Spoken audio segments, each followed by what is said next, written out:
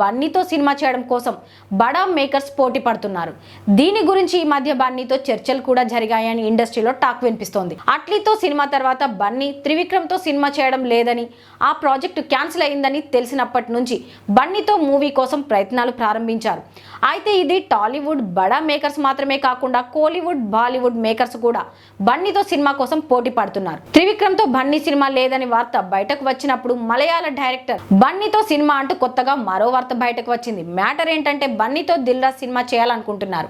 దీనికి రావణం అనే title fix అయిందని, ఈ సినిమాని sensational director Prashanth Neel direct చేయనున్నారనేది ఇండస్ట్రీ ఇన్సైడ్ న్యూస్. బన్నీతో సినిమా చేయడం కోసం కోలీవుడ్, బాలీవుడ్ బడా మేకర్స్ ఇంట్రెస్ట్ చూపిస్తున్నారు. సంజయ్ లీలా బన్సాలి బన్నీతో సినిమా చేయాలనుకుంటున్నారు. అలాగే అమీర్ ఖాన్ తో అల్లు అర్జున్ కు మంచి అనుబంధం ఉంది.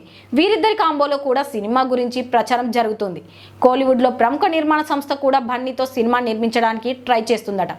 వీళ్ళే కాకుండా మరికొంతమంది బడా మేకర్స్ బన్నీకి భారీగా ఆఫర్స్ చేస్తున్నారని టాక్.